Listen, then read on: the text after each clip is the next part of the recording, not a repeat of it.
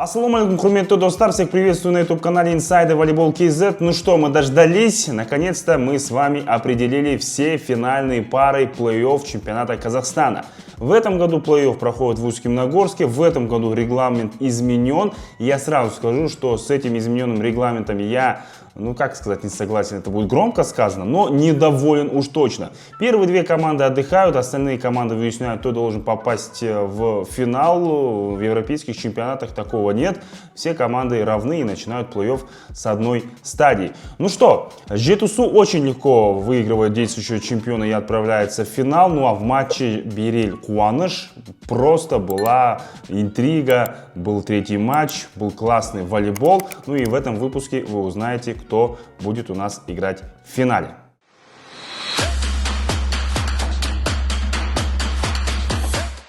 Начнем, наверное, быстренько с нижней сетки. Также параллельно играют команды за 5-8 места. Так вот, Ахтобе, новичок национальной лиги, сразу вышел в малый финал, где встретится, по-моему, уже в 9-й раз с Карагандой. В этом сезоне команды очень много встречались, начиная с предварительного этапа Кубка Казахстана. В финале они встречались за 5-е место Кубка Казахстана, где Ахтобе выиграл сенсационно. Ну и, естественно, в этом чемпионате 3 раза команда Юрия Панченко встречалась с командой Нурлана Садыкова. За 7-е место поборются 2 команды из 2 столиц. Южная столица попытается отстоять 7-е место, ну а Ару Астана попытается с 8-го прыгнуть на 7-е место. Кто будет триумфатором в этих встречах, вы можете узнать на сайте InsVolley, либо на нашем телеграме Inside Volleyball KZ. Ну что, переходим, наверное, к самым интересным играм.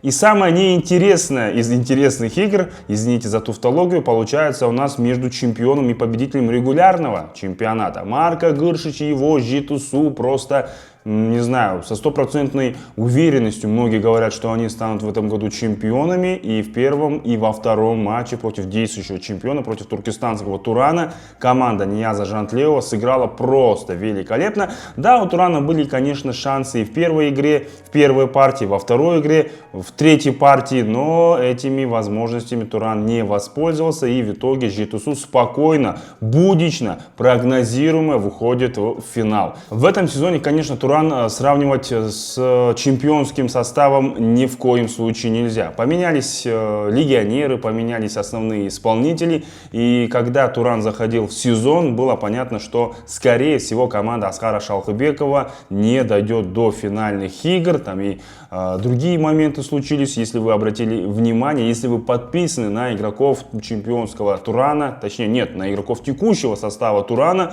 то вы увидите, что одна часть команда, где есть Светлана Николаева, не знаю, как можно правильно сказать, отдыхает, расслабляется после матча, тусуется с некоторыми игроками, то вторая часть, здесь Майра Колдина, Бота Ватаева, Айгуль Мулькибаева, Алия Баткульдина отдыхают в совсем других местах. И здесь вопрос, как девушки, которые не особо общаются, не дружат и не отдыхают, не проводят время вне площадки, могут выполнять очень высокие задачи. Я не знаю, влияет ли на игроков и на результат такое отношение внутри коллектива, но однозначно, что в этом сезоне Туран, их, наверное, так скажем, потолок — это 3-4 место. Они опередили Караганду, выиграли очную встречу, и это уже успех. Я думаю, что в следующем сезоне Туран вернется намного сильнее, и мы будем вновь болеть за туркестанскую команду. В этом году, к сожалению, в полуфинале они наткнулись на очень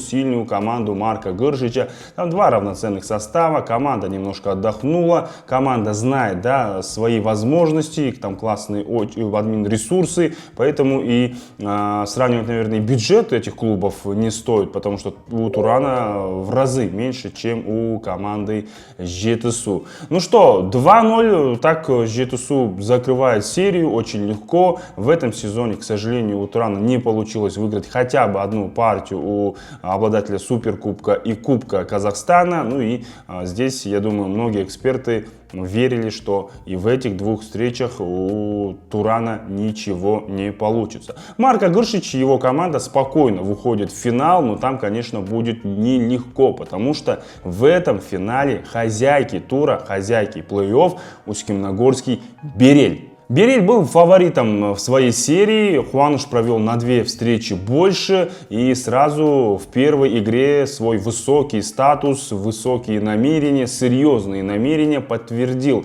Ришат Гилязудинов и его команда. Камни о камне не оставили от Хуануша. Никто, наверное, не ожидал такую игру, но скажу вам больше. Я думал, что в первом матче Азамат Ясимов и специально приехавший к плей-офф Кайырбек Хамзин настроит свою команду на все 100%. Но Жанна Сыроежкина очень много ошибалась на подаче, там всего лишь 2 эйса и 4 ошибки. Петя Баракова адресовала куда-то не туда. Кудряшова сыграла вообще плохо. Только, наверное, стоит выделить Юлию Демар и Сабиру Бекшеву. Плюс постоянно меняли центральных блокирующих, и в итоге во второй встрече Азамат Ясимов выпустил Полину Уфимцеву и Татьяну Вишнякову. Досум, хочешь такую же Камри? Тогда регистрируйся в супер продвижном проекте «Национальный спортивный эксперт». Делай прогнозы на футбол и волейбол и выигрывай уже только новую. В проекте уже участвует 3000 участников. Не жди и регистрируйся сейчас.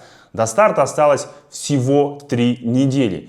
Все максимально просто. Прогнозирую матчи, выигрывай Камри, iPhone и кучу денег. Регистрация бесплатная.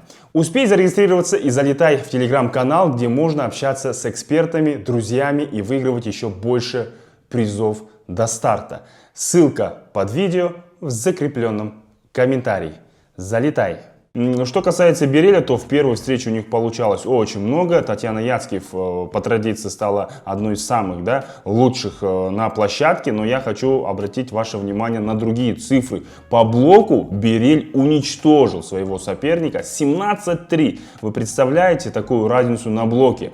Также хорошо подавали и здесь канадка Ким Робитай подключала буквально всех.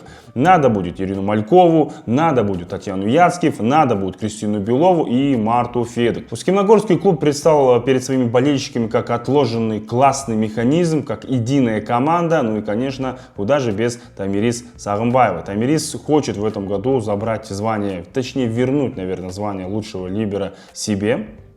А в прошлом году кто-то выиграл, я не помню. Напишите, пожалуйста, в комментариях, кто в прошлом году выиграл. По-моему, Тамирис Сагымбаева. Но это не суть важно. Тамирис Сагымбаева сыграла также очень круто, классно, как и вся команда. Стоит отметить, конечно же, и болельщиков. 100% заполняемость. Классная атмосфера, диджей. Все это помогло Берилю одержать победу со счетом 3-0.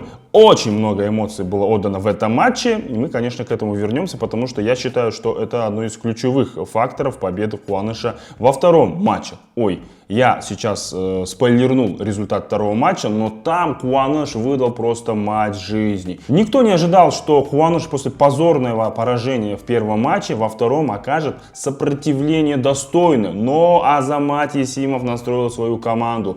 Каждый выигранный мяч и бурю эмоций у игроков Хуануша. Шикарно сыграла в этом матче, конечно же, Юлия Демар. Многие, конечно, могут сказать, что по регулярному сезону Юлия не до конца выкладывалась, но сейчас в плей-офф она доказала, что она мастер большой буквы. Кудряшова хорошо играла, Жанна Сыроежкина очень классно подавала. По традиции Сабира Бекшева, ну как же еще была прекрасна Полина Уфимцева. Она играла в Усть-Каменогорске, она здесь играла, становилась многократной чемпионкой нашей страны. И Бериль, не знаю, после тех эмоций, после того настроя, что было в первом матче, мне кажется, девчонки немножко сгорели в этой встрече. Они вышли, мол, мы разгромили в первом матче, сейчас такая же игра будет, а не тут-то было. Хуануш, как загнанный в угол зверь, вцепился в соперника. Бериль стал как-то играть неуверенно, подавать неуверенно. Ну и Ким Робитай, к сожалению, провела очень блеклый матч, а от связки канадской зависит очень много в игре, в структуре игры Бериля. Это понимает и соперник, поэтому на Марту Федек очень много начали подавать. Марта устала, потому что она принимает, атакует, в защите отрабатывает. И здесь еще очень спорное решение. И мы сейчас вставим сюда видео в третьей партии при счете 10-10.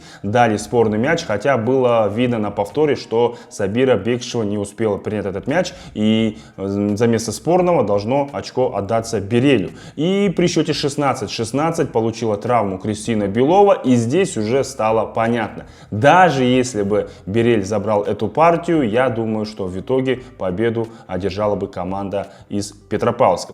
Я Даниил Елюсинов. Думаешь, что разбираешься в спорте? Докажи. Регистрируйся в самых грандиозных событиях Казахстана. Делай прогнозы на спорт и стань национальным спортивным экспертом. Ты можешь выиграть Toyota Camry, iPhone, MacBook и денежные призы. Общий призовой фонд 80 миллионов тенге. Здесь нет ставок, нет рисков, только твои знания. Успевай зарегистрироваться бесплатно. В итоге Хуаныш делает ответку, делает обратку, выигрывает матч со счетом 3-0. И у нас единственная серия перетекает на третий матч, который прошел вчера, 8 марта, Международный женский день. И, кстати, пользуясь этим моментом, поздравляю вас с 8 марта, уважаемые наши прекрасные дамы. Играйте в волейбол, любите волейбол, смотрите волейбол. Это очень круто, мы вас любим и желаем всего хорошего. Так вот, вернемся к третьему матчу. Превью, так скажем. Многие после поражения Береля думали, что Хуаныш на фоне эмоциональном затащит и третий матч. Но смотрите, в первом матче очень много эмоций отдала команда Берель. Во втором матче очень много эмоций отдала команда Хуаныш. Буквально девушки выиграли. И в третьем матче X-Factor, конечно же, болельщики. Вновь Торсида Усть-Каманская, вновь болельщики из этого моего родного города затащили команду в плей-офф. Потому что две одинаковые команды, шансы 50 на 50, и разницу сделали сегодня болельщики, которые гнали своих любимцев вперед. Не зря Бауыржан Кази, уже, наверное, опытный такой стратег, менеджер, забрал себе плей-офф после того, как стало известно, что Астана не примет постсезон чемпионата Казахстана. В этом матче Татьяна Яцкев блистала, 21 балл. Очень хорошо играли на подаче игроки Береля. И вновь на авансцену выходит Марта Федык, хотел сказать.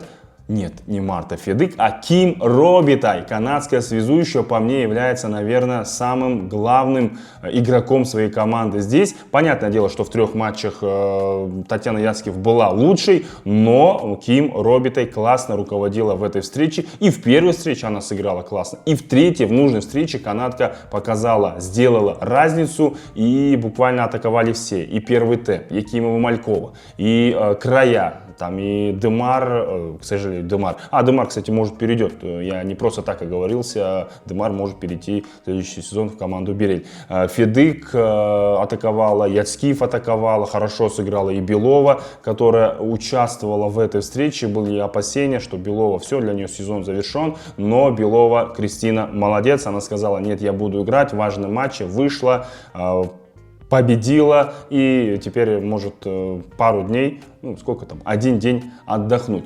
Так вот, во втором матче мы ждали любой сценарий, но не только, если честно, я не ждал сценария, что одна команда выиграет со счетом 3-0. Но, к сожалению, Хуаныш не показал той игры, которую они могут показать. Может быть, если бы у команды был день отдыха, они бы смогли, навязать свою борьбу, показать свою игру. Но вот такой вот беспощадный наш чемпионат, что нету у вас отдыха, нужно играть.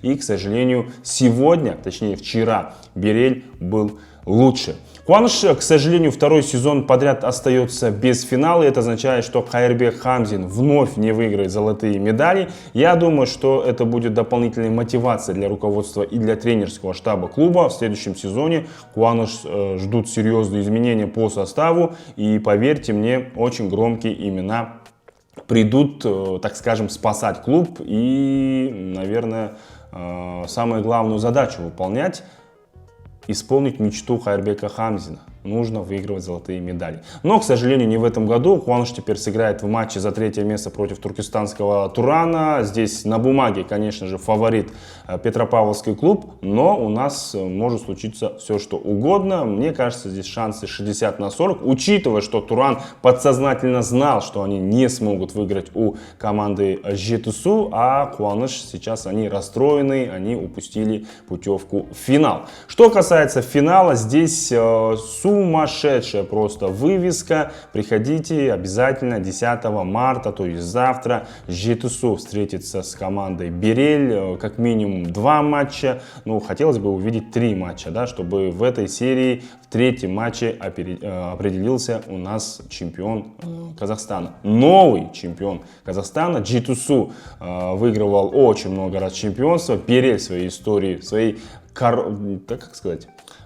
Берель в своей новейшей истории, какая новейшая? Берель просто в своей истории не выигрывал золото, там было в прошлом году серебро, а Жетысу занял 4 место. Для отдельных игроков, конечно, это очень важный матч, но об этих матчах мы, конечно, поговорим потом. Финал нас ждет просто бомбический, матч за 3 место, за 5 место, за 7 место. Уже совсем скоро, в течение пару дней, завершится женский чемпионат, поэтому смотрим все, болеем за свои любимые команды. И самое главное, уважаемые любители волейбола, подписывайтесь на наш канал, потому что нас смотрят практически все без подписки. Для продвижения канала очень важно ваши лайки, ваши комментарии, подписка. Мы стараемся для вас. На этом все. С вами был Эльдар Аманбаев. Вы смотрели рубрику Инсайды 5.1. Встретимся в следующих выпусках.